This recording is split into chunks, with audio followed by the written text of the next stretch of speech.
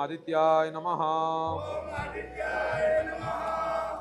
ભગવાન સૂર્યનારાયણને વંદન કરવાના. ભગવાન સૂર્યનારાયણ એ નવગ્રહના રાજા છે.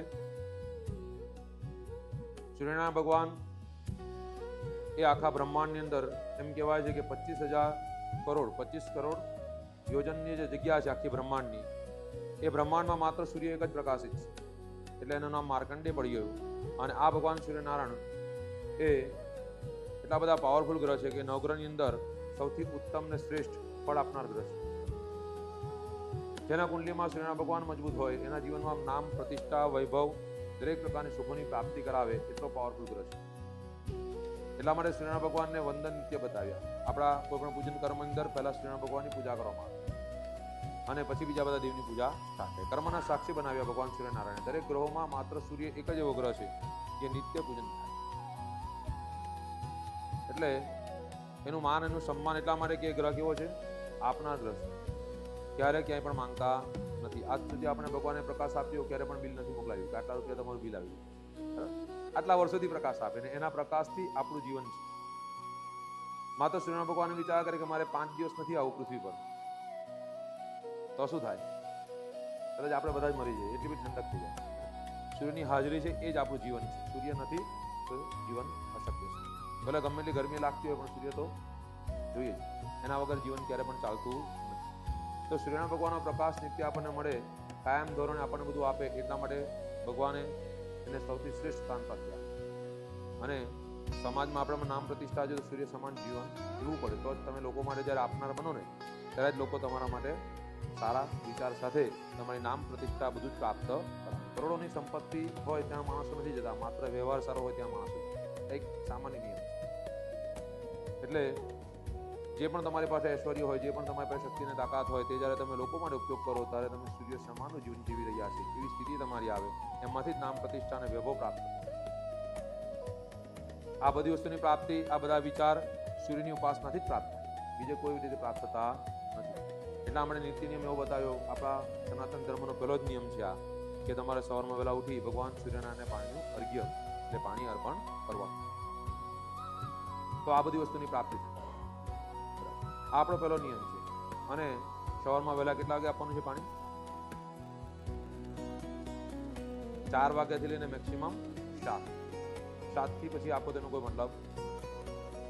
સામાન્ય નિયમ તો 6:30 સુધી જ બતાવેલો છે. એટલા માટે દરરોજ સવારમાં નિત્ય વહેલા ઉઠી તમારે 4 કે 5 વાગે કે 6 વાગે મેક્સિમમ ઉઠીને પાણીનું અર્ઘ્ય આપવું જોઈએ સૂર્યનારાયણ ભગવાન. અને સૂર્યનારાયણ ભગવાનને વંદન કરવાથી સનાતન ધર્મનો નિયમ પહેલો પડાય છે. ત્યાં સુધી કોઈ પણ હિન્દુ ધર્મ કે સનાતન ધર્મનો ઝંડો ઉંચકવાની કોઈ જરૂરિયાત નથી. જો તમે નિયમ ના પાડી શકતા હોય તો પછી ધર્મનો ઝંડો ઉચકીને શું કરશો? તમને ખબર જ નથી કે આ ધર્મની અંદર શું આવે છે.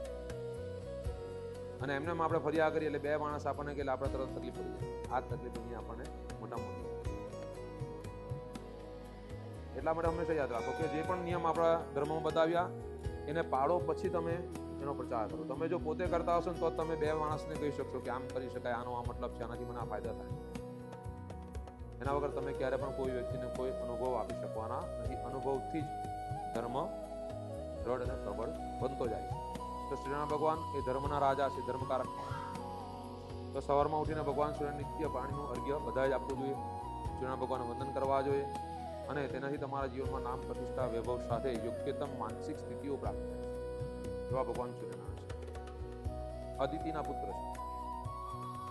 આ સૂર્યનારાયણ ભગવાનને નિત્ય વંદન કરવાના. અને સૂર્યનારાયણ ભગવાનને નિત્ય તમારે ભગવાન શિવના મંદિરમાં જ્યારે ધાન્ય ચડાવતો, આ જવનું ધાન્ય અને દ્રાક્ષ ચડાવવામાં આવે ભગવાન સૂર્યનારાયણના માટે, જેનાથી તમારું સૂર્ય મજબૂત થાય.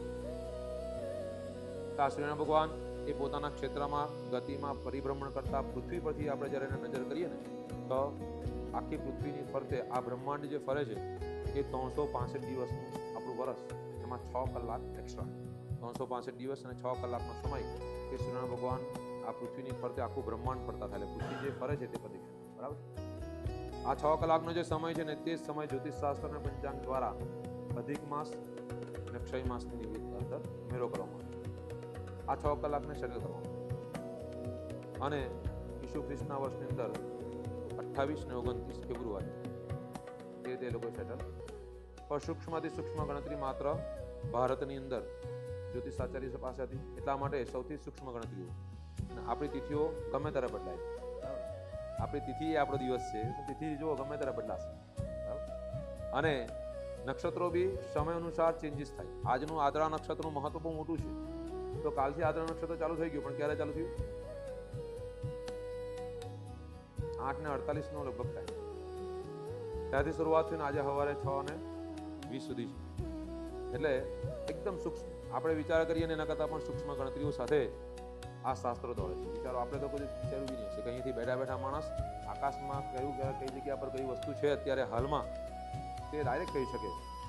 ત્યારે તો સૂક્ષ્મ પેલા ટેલિસ્કોપ કેવું કંઈ પણ હતું નહીં, છતાં પણ કેટલી પાવરફુલ ગણતરી. વર્ષો જૂનું આ જ્યોતિષ શાસ્ત્ર, આ પંચાંગ, આપણા શાસ્ત્રના નિયમો ચાલે અને એ જ વસ્તુનો ઉપયોગ આજે પણ સાયન્ટિસ્ટો પોતાના ક્ષેત્રની અંદર બધી જગ્યા પર એના આધારે જ બધું ચાલે છે.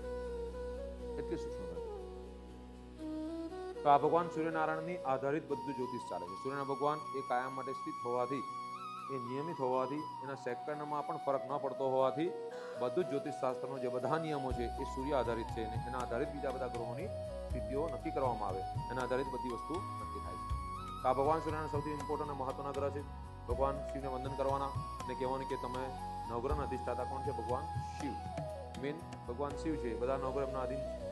તો ભગવાન સૂર્યનારાયણને આદેશ કરજો કે મારા જીવનમાં તમે સૂર્ય જેવો પ્રકાશ, તેજોમય જીવન પ્રાપ્ત થાય એવી કૃપા પ્રાપ્ત કરાવજો. ઓમ સૂર્યાય નમઃ.